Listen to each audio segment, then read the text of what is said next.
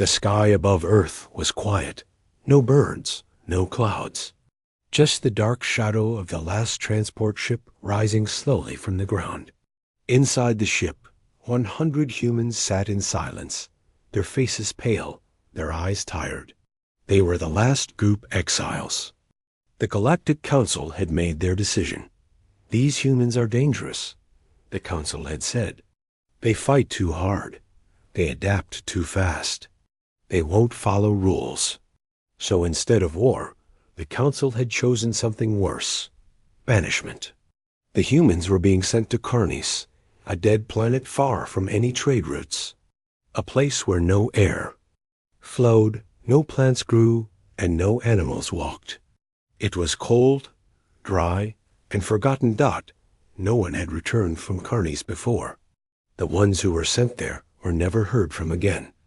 Jonah sat near the front of the ship, staring at the metal floor. She was an engineer, quiet but sharp. Her hands were scarred from years of work building, fixing, surviving. Across from her sat Cole, a tall farmer with dirt still under his nails. He clutched a small plant seed wrapped in cloth, a gift from his grandmother. "It's a joke," Cole said softly. "Sending us to a dead world and calling it mercy." Jonah didn't reply. She looked at the ship's display. It showed the planet growing larger on the screen, gray, cracked, and lifeless. The name blinked in red. Carnis classified? Uninhabitable.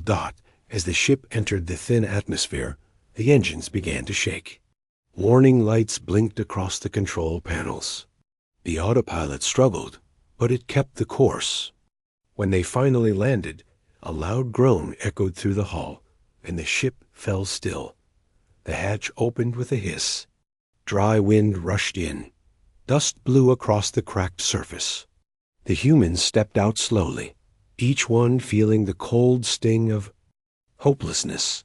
"This place is dead," said one voice. "No water, no food," said another. Jonah knelt and touched the ground. The soil crumbled in her hand, dry like ash. But then her scanner beeped. She frowned. Subsurface heat detected. That made no sense. She scanned again, same result. "There's something warm down below," she said quietly. Cole looked over. "Like what?" "I don't know," Jonah replied. "But dead planets don't have warm spots." They started setting up temporary shelters near the landing site. The humans had been given basic supplies, air recyclers, water tanks, and food for 2 weeks. After that, they were on their own. Jonah couldn't stop thinking about the reading. Late at night, while others slept, she grabbed a tool and walked out alone. The moon above Carnis was pale and distant. The wind whispered across the flat plain. She walked until the scanner showed the strongest signal. Then she knelt and dug. Her hands hit something metal. She brushed away the dust. A smooth surface, not human-made. It pulsed faintly with light. It was a hatch. Jonah stepped back. Her heart pounded. This planet wasn't just dead. It was hiding something. Back at the camp, a strange event took place. Cole, who had planted the seed near his tent just for peace of mind, woke up and found something impossible. A tiny green sprout had pushed through the soil. He called others over. No one believed it, but there it was alive. "How?" One whispered. "There's no water," another said. Jonah returned, her face pale. She saw the sprout, then looked at Cole. "Something's down there," she said. "Beneath us." "What do you mean?" "I found metal." It was glowing. Cole stared at her. "Alien?" "I don't know. But it's not dead. Not completely." That night, no one slept. The wind was louder. Some said they heard faint hums in the ground. Others claimed to see lights in the hills, small, blue flickers that vanished when watched too long. Jonah kept staring at the sky. "They wanted us to die here," she whispered. "But this planet, it might not let us." Far in the distance, the dust shifted, and something moved beneath the surface. Asterisk the next morning, the air around the camp felt different. Cold, but not lifeless.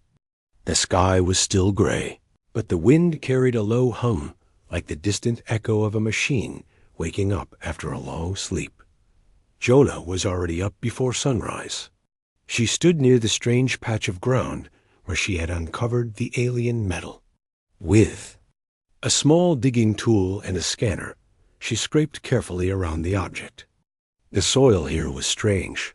It was soft and dry, but every few inches she found more pieces of metal. Not rusted, not broken, just ... buried. This wasn't a crash, she whispered. This was built here. Behind her, Cole and two others approached. You should rest, Cole said. You didn't sleep last night? I couldn't, Jonah replied, brushing dust from a silver panel. There's something under us, big. One of the others, a quiet woman named Lyra, bent down beside Jonah. That humming last night, it came from here. Jonah nodded.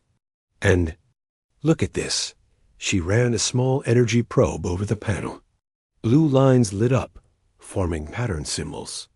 Not human, but clearly language. They danced across the surface like fireflies trapped in glass. Lyra's eyes widened. It's responding to us. No, Jonah said slowly. It's responding to me. Back at camp, more strange things were happening. The tiny sprout near Cole's tent had grown overnight. Now it was nearly a foot tall. Its leaves shimmered with a faint glow, almost like starlight trapped in green. People gathered around it, whispering in disbelief. How can this happen? Someone asked. There's no rain, no water.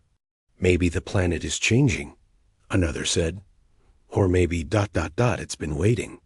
A younger man touched the plant. He pulled his hand back quickly. It's warm, he said. Like it's alive ... in a way I've never felt before. Someone suggested moving the sprout into a greenhouse chamber, but Cole refused. It grew here. It stays here. As the day passed, Jonah and her small team dug deeper. By midday, they found the edge of the hatch, a circular seal covered in moss-like dust.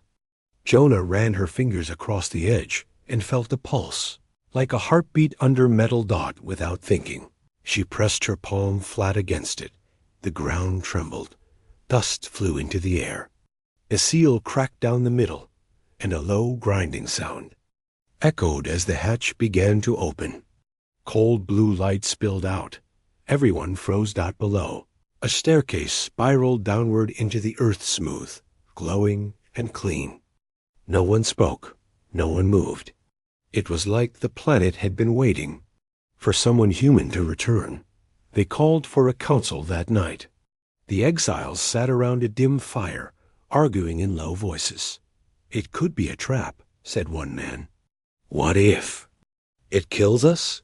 It hasn't yet, Jonah replied. It's been here longer than us. I think it remembers something. Cole stood. Look at what's happening. The sprout, the heat in the ground, the whispers in the wind. This world isn't empty. It's waking up. But why now? Asked Lyra. Why us? Jonah looked at the fire, then at the stars above. Because we weren't supposed to survive. The council sent us here to disappear. But we're still here. And Carnes sees that. A long silence followed. Then finally, they voted that they would explore the underground structure.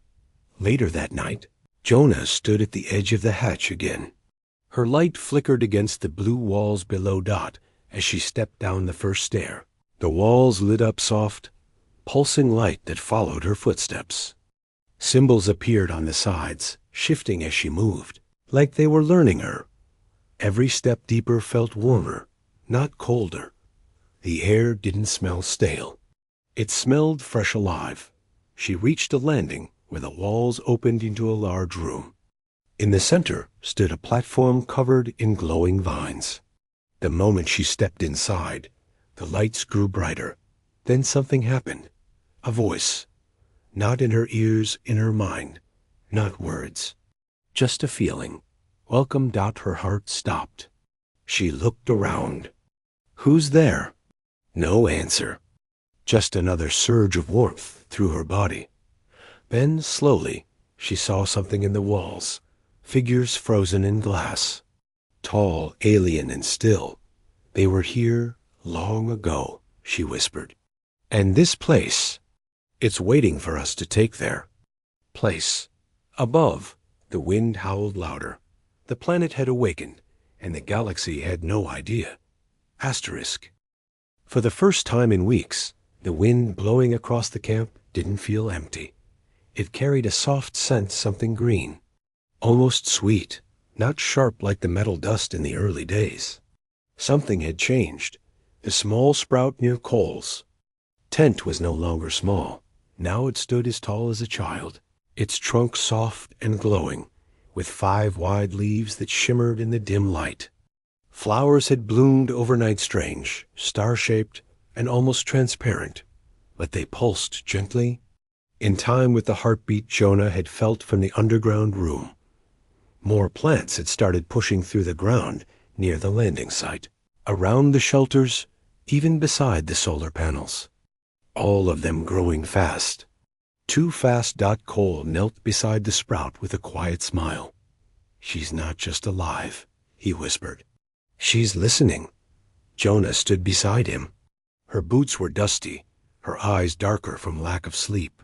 Since entering the underground chamber, she hadn't stopped working. She sketched out parts of the structure she saw, tested the glowing material, scanned the temperature changes in the soil. It's like the planet is syncing with us, she said, reacting to our presence, our choices.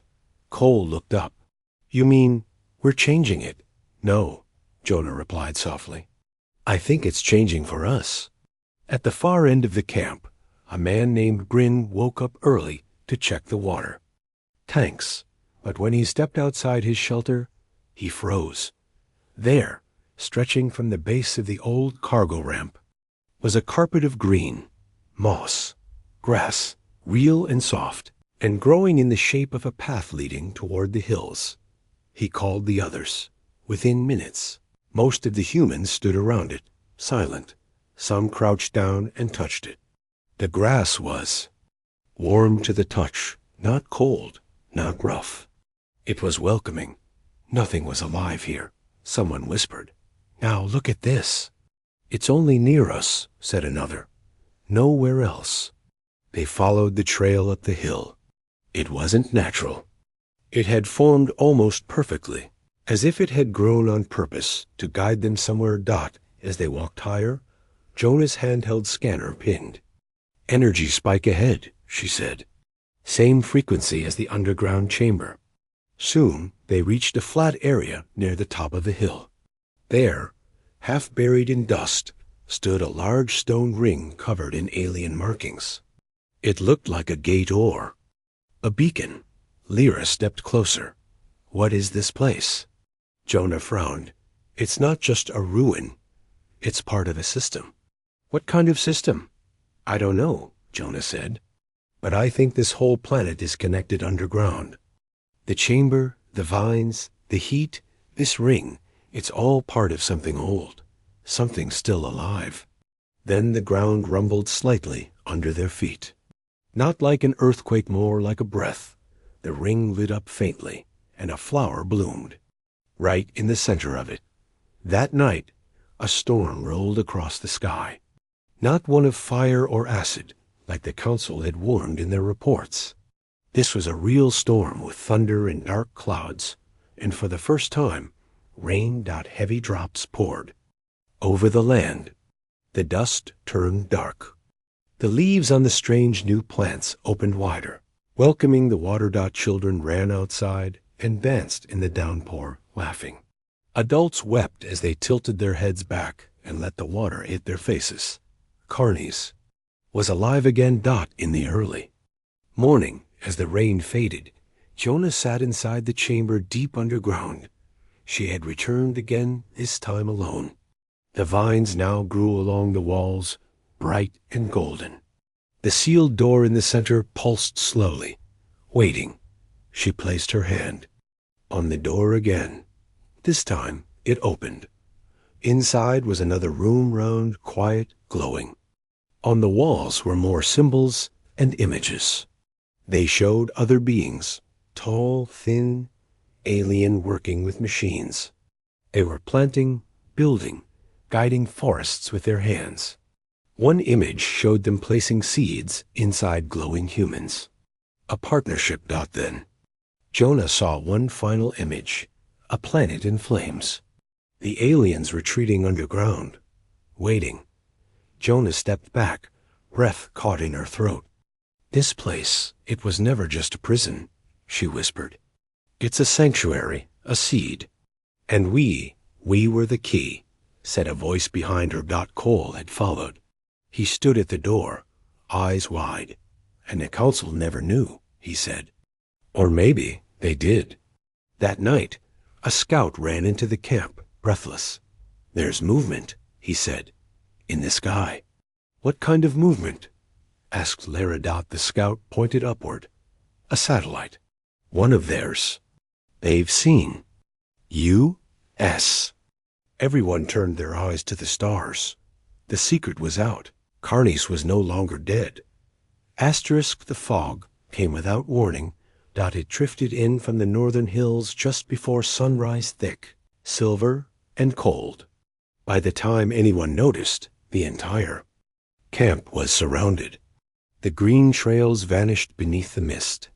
Even the lights from the shelters barely cut through it. The humans had faced storms, cold, and hunger, but this fog felt different. It was silent, not too silent. Not even the wind moved through it.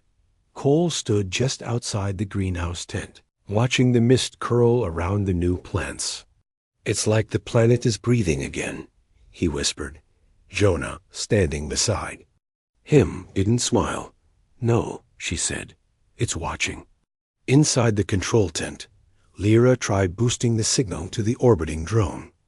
The screen flashed static again and again. The satellite had been visible the night before, blinking like a cold eye in the sky. But now it was gone. The council saw the changes, she said. They know. Maybe they think we're already dead, someone replied. Jonah looked at the screen. No, they're waiting to see what happens next. As night fell again, the fog grew thicker. That's when the whispers began. At first, only a few heard them, low sounds that didn't come from any speaker or wind. Some said it was the fog itself. Others said it was inside their heads. Jonah heard it while working on her energy scanner. A soft voice, not in words, but feelings. Grief, hunger, hope. She froze. The sound wasn't loud, but it felt ancient. Old as Carnice itself. Near the edge of the camp, a young scout named Darrow walked into the mist to check on a sensor post. He radioed in at first, moving north, visibility low, following the trail. Then silence. His comm went dead. Cole and two others ran after him, their lights cutting narrow paths through the fog. They followed the trail until they saw a faint glow ahead. Darrow? Cole shouted. The glow moved fast and vanished. When they reached the last marker, all they found was Darrow's radio, lying beside a pile of fresh moss. They brought it back to camp. Jonah examined the moss. It wasn't natural. It was alive. Yes, but it pulsed, like it had memory. What if the fog is part of the planet? She asked out loud. A defense system? Or communication? You think it's trying to talk? Cole said. Not just talk, Jonah whispered. Maybe. It's trying to teach. That night, she returned to the underground chamber again alone. The moment she entered, the symbols on the walls pulsed faster. The vines reacted to her presence, curling gently toward her. She walked deeper. The chamber's heart and orb at its center glowed brighter than before. As she touched it, the fog outside moved, and the whispers became clearer. Words formed inside her mind now. You hear us. The others never stayed. But you planted. Jonah's breath caught. Who are you? She asked aloud. The orb. Pulsed. Images flashed in her mind, tall beings with light for eyes, moving through jungles, building, healing. Then war. Fire. Silence. We failed, the voice said. But you are strong. Back at the camp, the fog began to lift slowly, but it didn't leave empty. Figures stood at the edge tall, faint, half-formed shapes that glowed like memory. Not solid, not shadows. The humans raised weapons in fear, but the figures didn't. Move. Cole stepped forward. They're not here to fight. Lyra whispered. They've been waiting. Just like the planet. Then one figure stepped forward closer. Clearer. A being with no face, but glowing patterns across its skin. It pointed at the ground, at the plants blooming wildly. No. Then it raised its hand and pressed it to its chest. Jonah returned from the chamber just in time to see it. They know we're not like the last ones, she said. We stayed, we listened, we gave life. The figure turned and began to walk into the hills. Without a word, the humans followed. They walked through. The forest now growing where only ash had been a week ago. The trail led to another ancient structure half covered in vines.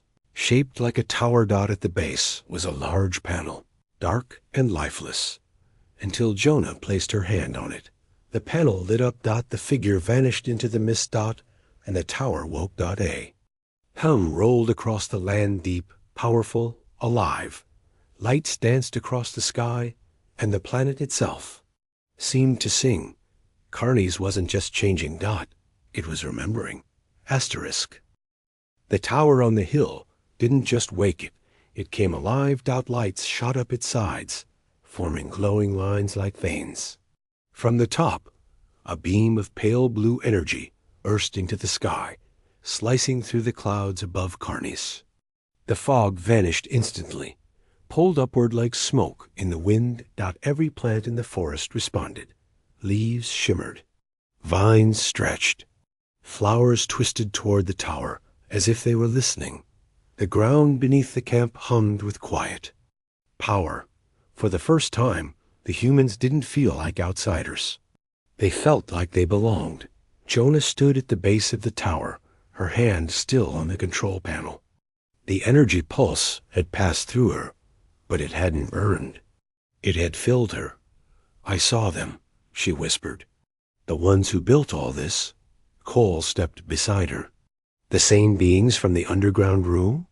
Yes, I think they're gone. But the planet Carnes remembers them. It holds their history like a seed waiting for rain. Lyra arrived, breathless. That light, every scanner we have just lit up. The signal was strong enough to be seen across the entire system. Jonah nodded. The council saw it. Cole looked at the sky. Then they're coming. That night, the humans gathered around the fire.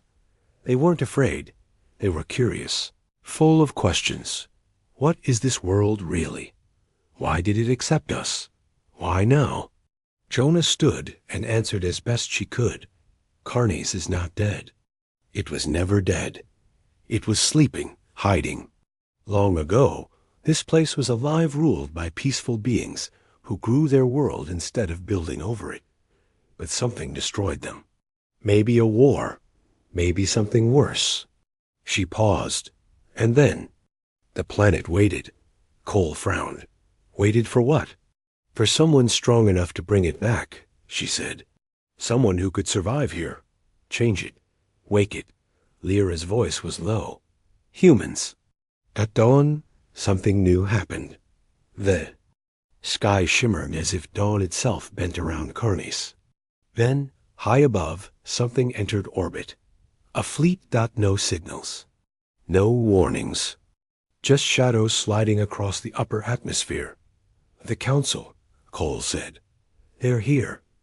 Jonah narrowed her eyes. Not to help us. To stop us. They think we've built a weapon, Lyra added. They're afraid. Jonah shook her head. They should be.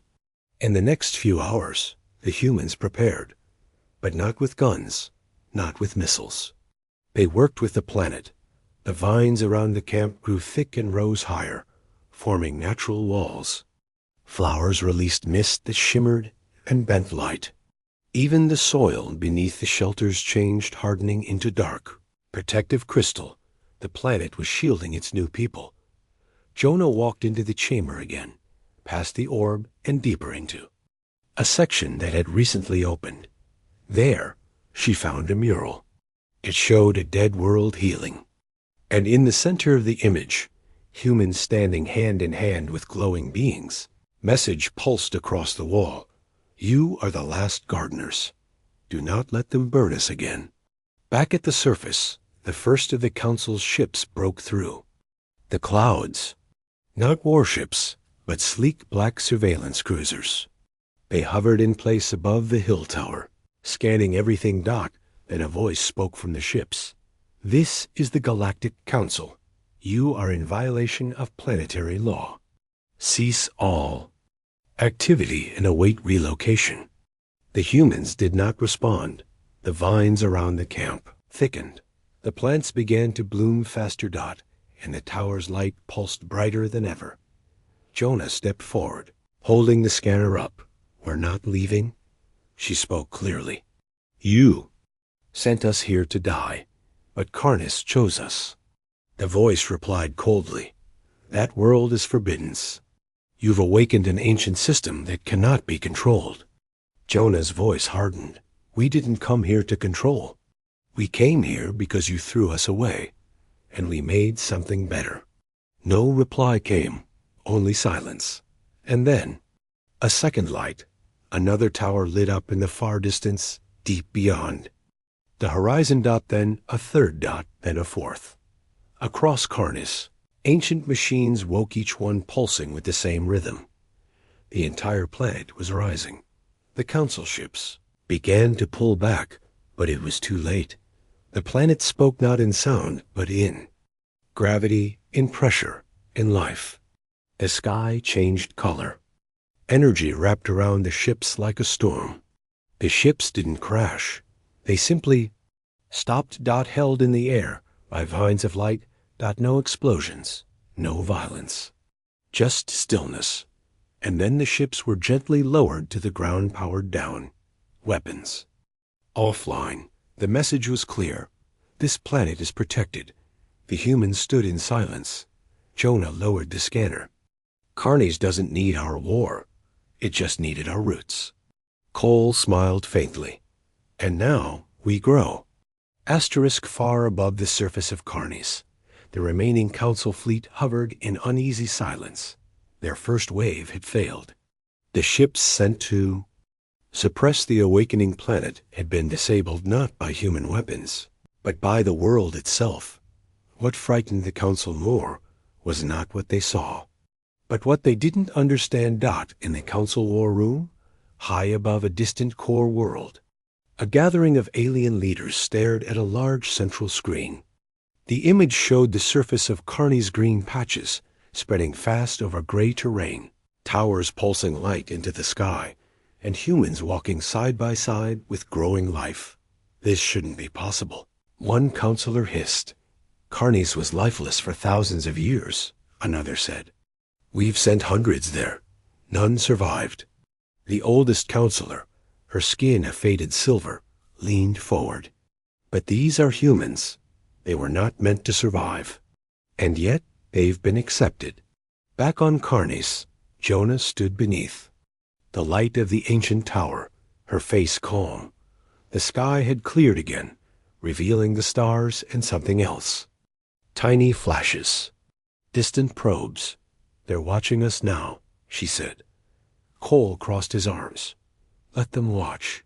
They'll see what real growth looks like. Lyra joined them, holding a cracked communication disc. The council is broadcasting to nearby systems. They're telling others to stay away. They've marked Karnis as unstable and dangerous. Jonah smiled. They're scared. But not everyone in the galaxy believed the council. News spread fast whispers carried from smugglers, traders, and explorers who had picked up the strange energy signals from Carnis.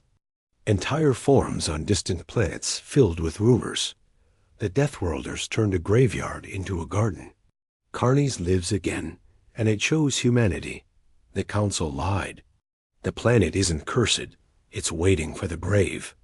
Soon, ships began approaching the system again, not warships, but science vessels, reporters, and quiet watchers, hoping to glimpse the rebirth of a world long thought dead. And in the center of it all stood a small camp of exiled humans, surrounded by a living forest, glowing towers, and the whispers of an ancient world. One night, as the camp gathered around the fire, the vines bloomed again, this time with small glowing pods. They opened one by one. Inside, each pod was something strange. Smooth stones marked with alien symbols. Each one glowed a different color. When touched, they lit up briefly, then dimmed. Jonah picked one up and felt warmth spread through her arm. A clear image entered her mind, a map of the underground tunnels beneath Carnis. This world is showing. U.S. everything now, she said softly. It's not hiding anymore. Cole took another stone and felt a deep emotion, unity, as if the planet was thanking them for surviving. These aren't just gifts, he said. They're keys. The next morning, a council envoy ship landed. Without warning, it was small, unarmed, and came alone. The humans gathered around as it opened. An alien stepped out tall, wrapped in ceremonial cloth, with pale blue eyes that flickered nervously. Come in peace, the envoy said. My name is Tevri. I speak on behalf of the council. Jonah stepped forward. You sent us here to die. Tevri lowered his head. Yes, it was the council's vote. You were seen as unstable, dangerous. And now? Jonah asked. Tevri looked around, at the growing trees, at the strange lights rising from the soil, at the tower that still pulsed with energy. Now, he said carefully, the council sees something they cannot explain. They see that the planet has chosen. The humans did not attack. They did not threaten. Instead, they showed Tevri the chamber, the vines, the healing soil, the energy growing under their feet, and they gave him one of the glowing stones. Tevri held it, and for the first time, the council truly saw through him an ancient planet, a lost people, and a group of humans who refused to die quietly. Tevri returned to his ship, his voice broadcast across council channels. Carnis is no longer dead. The humans have awakened its heart. What we feared has now become our only hope. They are no longer exiles. They are stewards. We must decide, do we fear what grows or learn from it? Across the galaxy, the words caused a storm. Some feared the rise of humanity. Others saw a path to healing. But all agreed on one thing. The humans had done what no one else could. They turned a dead world into a living miracle. Asterisk. The sky over Carnis no longer looked like the sky of a dead world. The once gray clouds were now soft and blue-tinted. The air smelled fresh, sweetened by alien flowers blooming across the hills. What had been a wasteland only weeks ago was now a garden pulsing with life, sound, and color. And at its center stood the humans, no longer exiles. They were caretakers now. Children ran through fields of tall silver grass, laughing as plant-like birds with glowing wings hovered above them. The shelters had grown into living homes, shaped by vines and crystal walls that adjusted to heat and cold. Water ran naturally from the hills, guided by soft-rooted channels. Jonah stood atop the main hill near the tower, the first tower that awakened all around her. Other towers had begun to rise.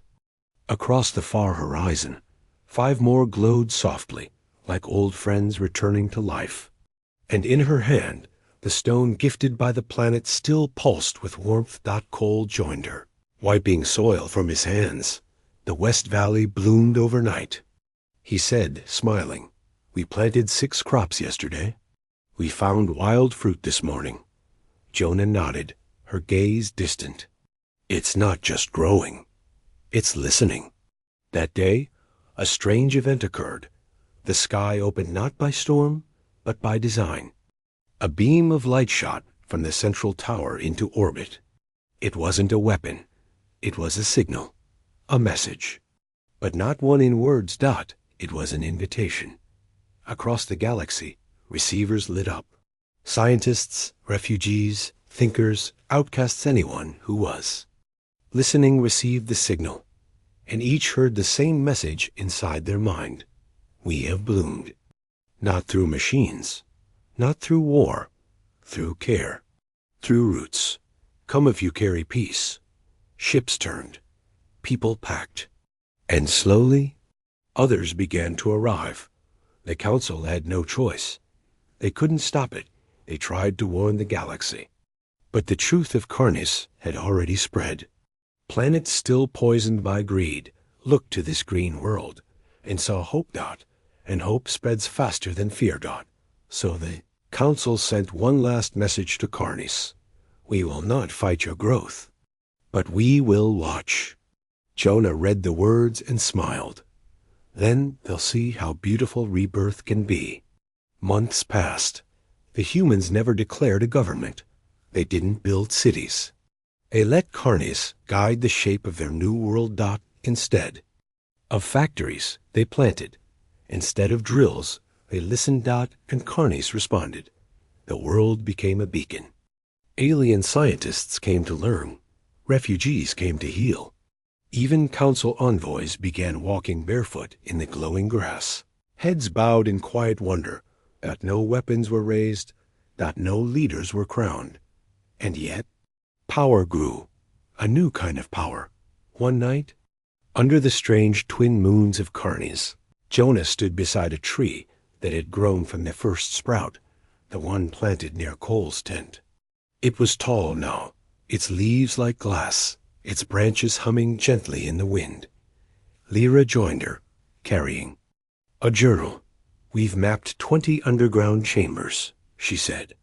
Each one has different memories, different pieces of the past. Jonah touched the tree. We're not just rebuilding the planet. We're unlocking it. Lyra looked up. So what now? Jonah paused. We stay. We grow. And we teach. A year later, a statue was raised. Not of Jonah. Not of Cole. Not of anyone. It was a sculpture made from living vines shaped like a hand reaching from the ground, holding a single blooming flower. The base of the sculpture held a message in dozens of languages. They sent us here to die. We chose to live. And in doing so, we brought life back to the stars. Final scene. The stars above Karnis shine brighter now. The council still watches, unsure. But across the galaxy, people remember. The ones they exiled, and the world they made bloom. Asterisk.